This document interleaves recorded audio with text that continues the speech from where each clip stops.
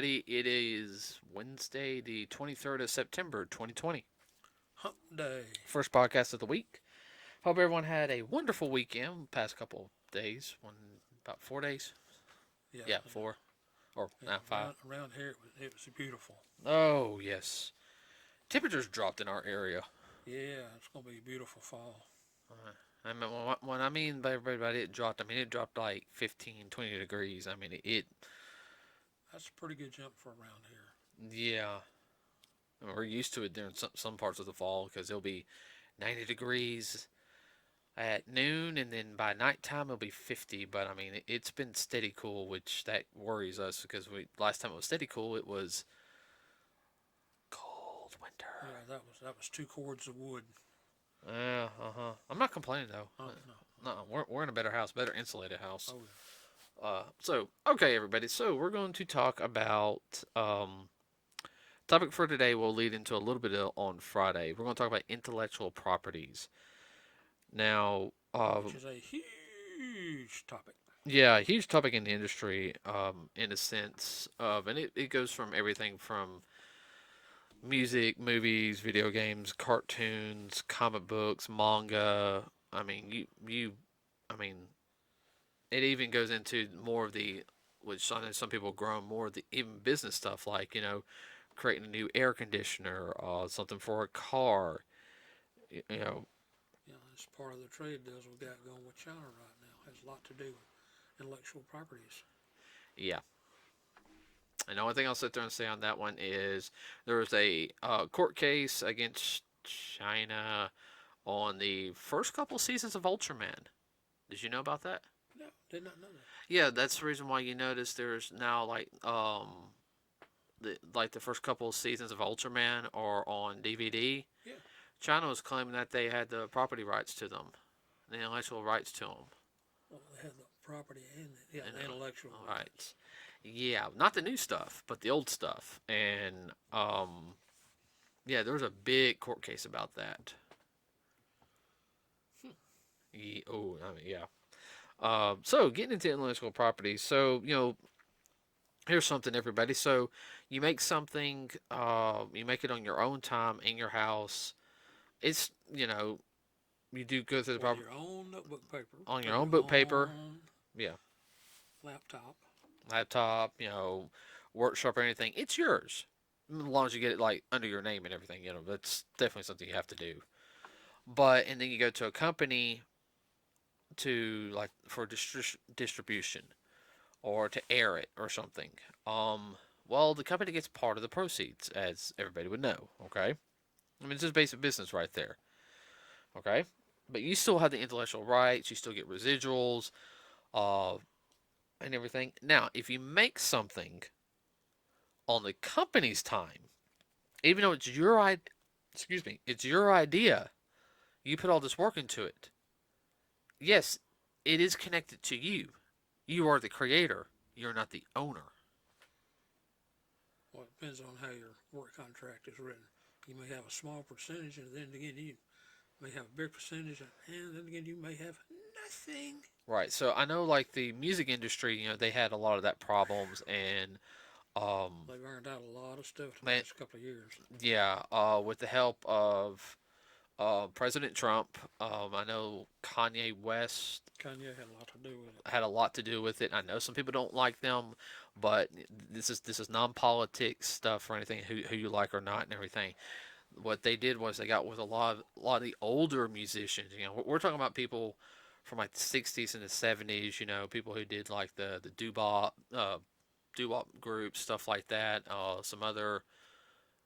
Uh, I mean, you saw the signing. I didn't. Yes. Uh, Working with them, just like what do you need to protect? You explain it. Yeah. You write the song. Somebody else produces it, and they put it out there. Well, you don't have any rights to it all. Yeah, you're the writer, but so what? That's what it amounted to. Uh, Now, no, if you write it and you have it produced in one, you still have the rights to it. But the way they had it written up and the way the people that were recording it and big music companies, okay, you write the song and whatnot, and we'll pay you for the song, and then that's it. They may pay you $15 or $20 for the song. Uh, they did that a lot with musicians too. They would sign them to a contract. Say, okay, you have this record deal. You got to have this many records. Yet we're only going to pay you X number of dollars, which was basically a penance. They come back around for the second round of that particular album or re-release. They don't get squat diddly for it. Right. And that was something that was signed into law, you know, which I'm glad it was because that does help a lot of musicians Oh out. yeah, that's A lot of right. that wasn't right. They took it and they turned right around and then they used it and then they get everything from it. And then the creators, the writers, and musicians don't get diddly out of it or very low. Yeah. And that's happened to a lot of the major big groups. That happened to the Beatles even. Oh, I know. But talking about that and everything, they really need to do stuff like that, like with re-releases. Actually, we talked about this also a little bit. Or we, I think he's passed though.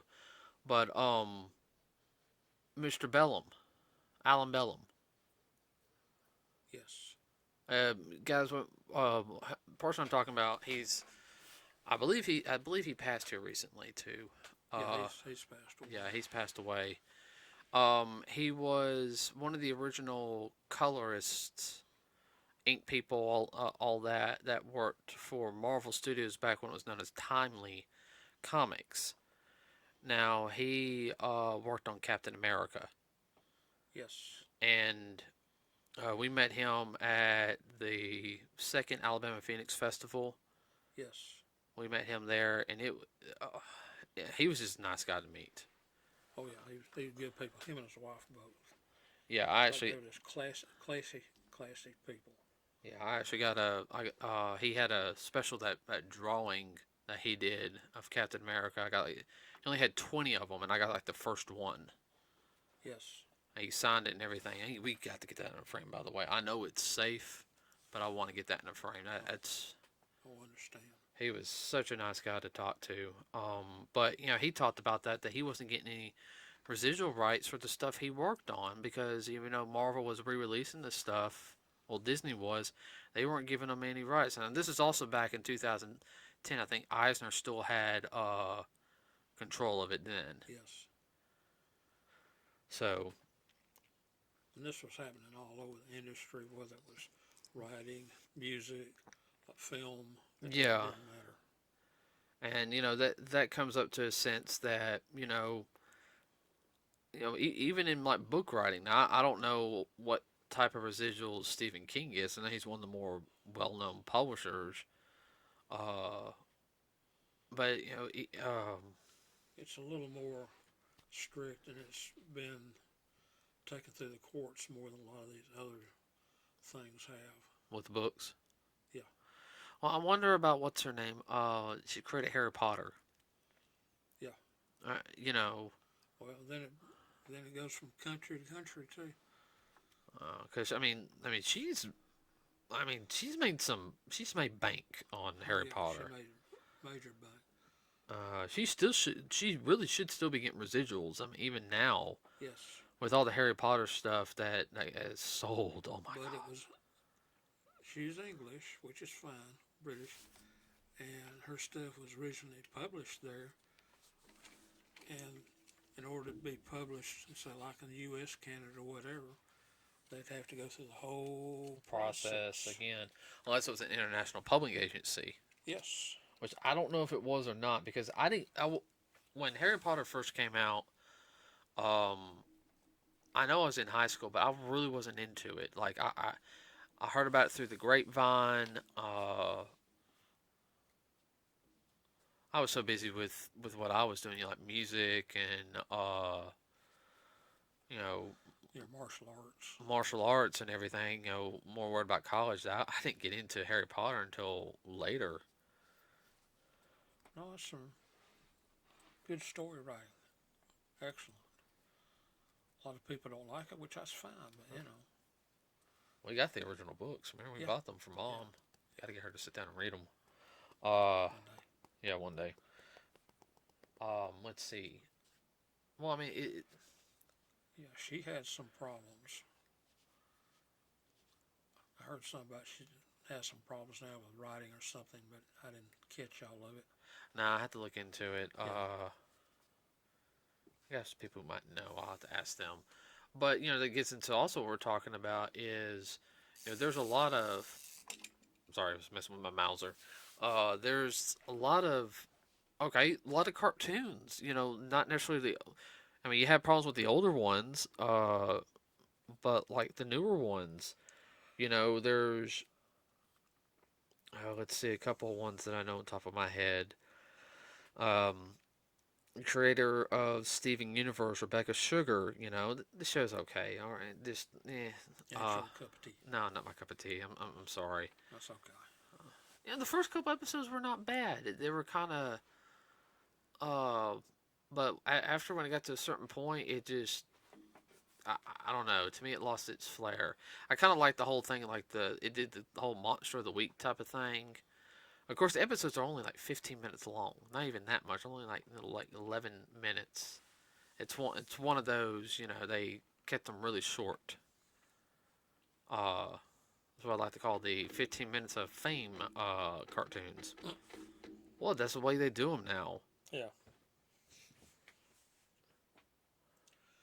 But Instead of having a continuing storyline. they're connected, but loosely connected. Yeah. But she don't own anything.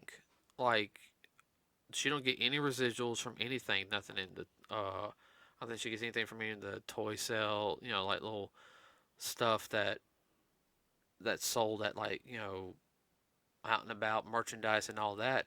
No, that all goes to Warner Brothers or AT&T. Oh, speaking of that too, No, no, well, we get in the okay. The go, the going back on, we have touched back on it with the Power Ranger stuff. yeah, well, we'll talk about that here in a Okay. second. Okay. Okay. Yeah. No. Oh, no, no, no, no, no, no, no. I already know what you're talking about. Yeah. All right. Uh, maybe this is my train of thought. Poop. So she created Steven Universe was her project. She actually did a short for it, and it was like Cartoon Network did like a weekend or so where they had like shorts from various creators that already worked in the studio. I said this wasn't like a round table meeting where they came up with a new idea for a cartoon or anything. She already had this in mind. She already had it mapped out and ready She already to had it go. mapped out. But because she worked for Cartoon Network at the time and it was in house, she has no residual rights to it. There again, that's how your contract is written Written up. up. Now she does get some stuff because she did some voices for the series, so she does get residual money for that. Uh, and there's a lot of creators that they'll actually voice a character or two on the series now just because of that reason. You know, so they can make sure they get a little bit of a paycheck. Even if it's in syndication. Uh,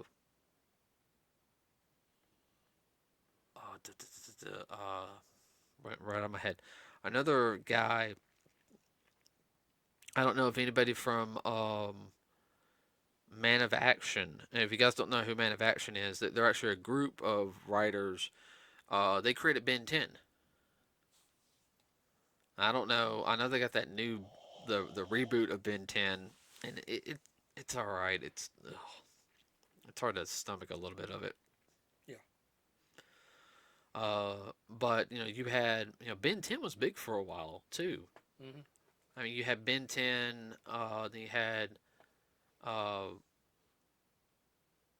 when he was like a teenager, and then you had that last series, the Ultimate or like Universe or something, which that one was just horrible. Uh, The writing wasn't as good in my opinion. Uh, Butch Hartman. Now I don't know if you recognize the name. Butch Hartman, he's done a lot of stuff for Nickelodeon. He did a series called Tough Puppy, Danny Phantom, which was really big during its whole run. But one of his big ones he did was Fairly Odd Parents. Yeah, I'm familiar with that. Yeah, it's a catchy little tune. I mean, Yeah, uh, he doesn't own any rights to him. He worked for Nickelodeon at the time, and for the time there, that was the rival to SpongeBob for a while. yeah. Ugh, just mentioning that name, SpongeBob. Ugh. That's not even a cup of water, much less a cup of tea. Oh, I hate that show. I'm sorry. That's it. That's one of the few times you'll hear me say I hate that show. Cannot stand it. And I don't say that on air that much. I cannot stand that show. Um, but no, like you were saying, the Power Rangers. Yes. And you want to talk about that a little bit? Yeah, we can. No, you brought it up, so I was gonna Yeah. let you talk some. Yeah, I remember when we were discussing it earlier about all they went through, uh, not getting any residuals, not getting anything, A little closer to the mic. not getting anything for using their image for creation of their action figures or anything else. Yeah, because when we were at, we talked to, to Austin St. John about that. Yes, and Johnny Bosch. Yeah, Johnny even sit Yeah, there and said even Johnny during did too.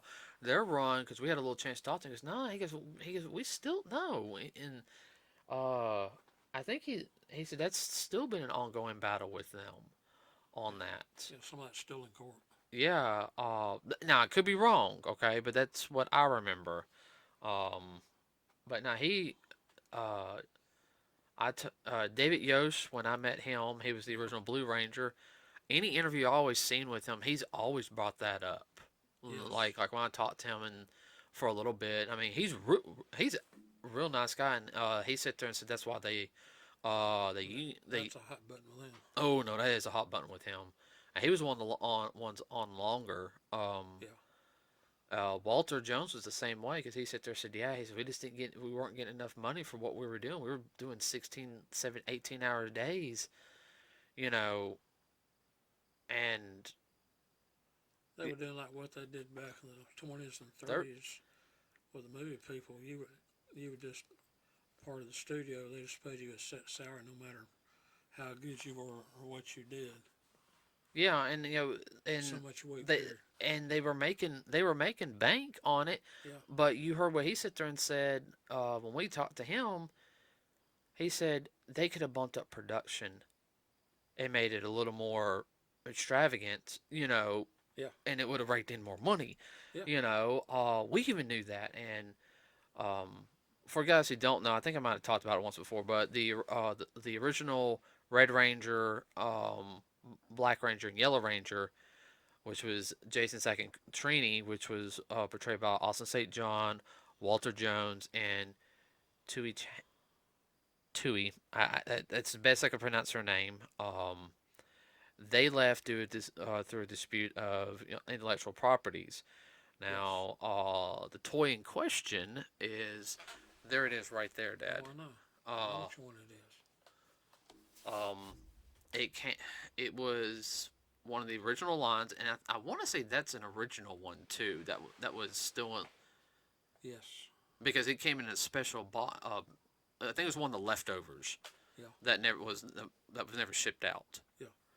But it's the original Power Ranger toys, everybody by Bandai, and it had their likeness on it. You press the button, and their head will flip from the normal head to the Ranger head. The morphing action, I think that Yeah. is. More from that. Yeah.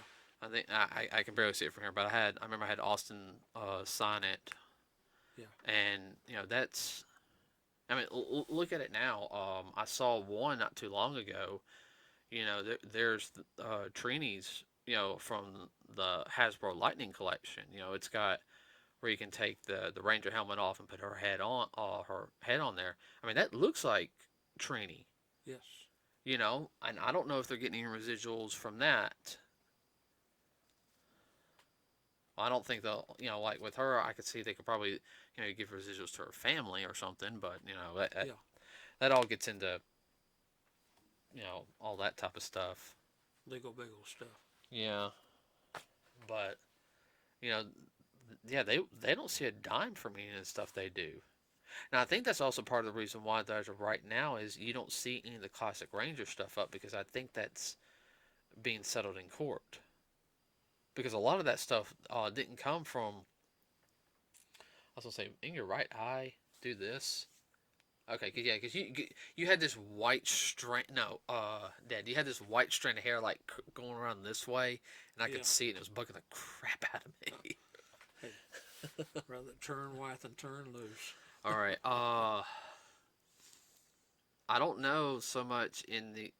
Now when Disney had Power Rangers, they ran the older seasons. I don't know if they had anything with that, but when Saban got a hold of it again, you know, they quit running any of that stuff. So I don't know if they're getting residuals or anything because so, Well, he may not have run it because he knew he had to pay residuals. Saban doesn't have any toy lines anymore. Nope. He did a horror movie. He helped produce a horror movie, and it tanked. Oh well. He did that. It was called it's from the Firefly trilogy of movies. That Rob Zombie movie, Three from Hell. Oh Lord. It was only like $3 million to make, and it didn't even make $3 million. Yeah. I don't think it because the three movies that were a part of it was House of a Thousand Corpses, and then what was the next one? I can't remember what the sequel was. Then there's a sequel to it, and then this one was called Three from Hell. Devil's Rejects was the second one, Hmm. but Saban helped do that, and just tanked. I don't know, but it kind of makes you wonder though on the residuals. How many other uh, how many other artists did not. Well, a lot of your TV personalities, the way their contracts are written up, every time they show it, no matter where they get a small percentage. It might be like a nickel or 10 cents every time it's shown. But you figure some of these TV shows that are shown 3 or 4 times a day, in 50 different markets, it adds up. So maybe it's 25 or 30 cents a day. Just for one area, but then Yeah, then if you include everything, you start multiplying that out. I mean, they might get like maybe $150 a day. Just Yeah, just from residuals off of 2 or 3 different things that they were in. that's not including the international market. Yeah,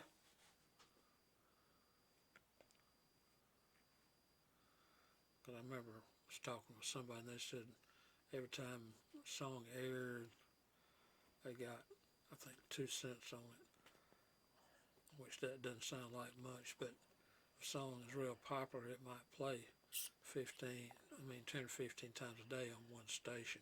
Then you multiply that by 1,000 stations, so adds up quick.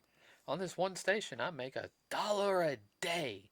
Yeah, All right, and multiply that to 1,000. I get $1,000 a day, and all I made was one song, yeah, and that's just local market. yeah. Live on that song for a while. Yeah, hey,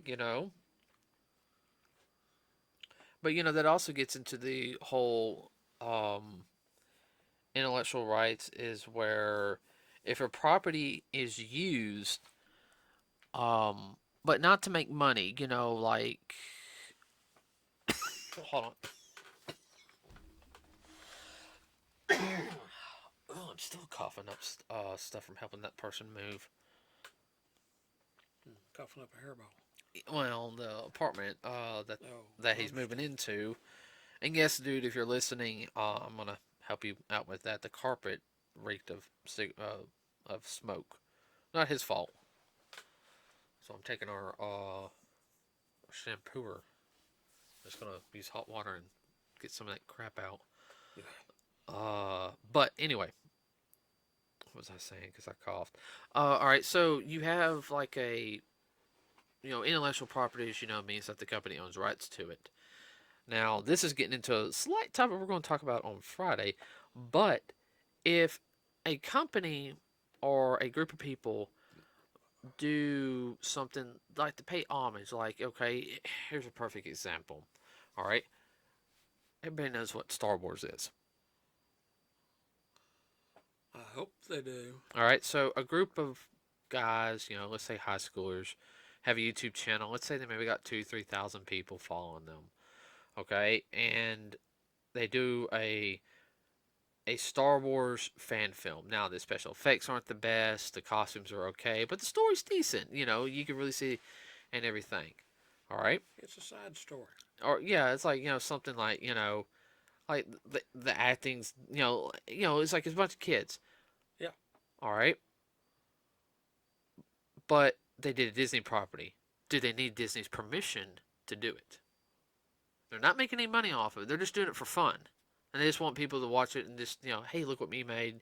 Just like, They go so now, so many different avenues. right. And that's going to be the topic on Friday, which we're going to be talking about a couple of different things on that. Yes. Getting into like, when people make like projects like that. I mean, there's a lot of fan projects that are made, not even not even just dealing with the entertainment industry like that. There's fan projects even like, and I'm gonna throw this out here, even for toys. Oh, I know. There's third and fourth party or like a fan made toy. A guy will make a toy. He'll only make maybe like 10 of them. You know, but if it, And then it doesn't sell. I'm going to give them away, but somebody winds up selling it. Then the owners of it, they get their butt hurt. right. Oh, I could get into that on Friday dealing with sports. Oh, Lord. Oh yeah, I mean we can talk about that too, and even The yeah, yeah, we'll just intellectual properties. yeah. So that will be the topic for Friday, everybody. Please like and subscribe to us here at Nerds with a Cause. It really does help us out. Um, Since we're dealing with intellectual yeah, properties, yeah. throw some things at us. We might even get a Third part to it. third part to I it. mean, you can send us to an article or, like, hey, this happened to this person. We can like, I'll do the We can research. expound upon it. I'll do the research on the topic or anything. You just want everybody in general to know about it. Right. So, and also, everyone, don't forget we also have a Facebook page, Nerds with the Cause. You can find us there.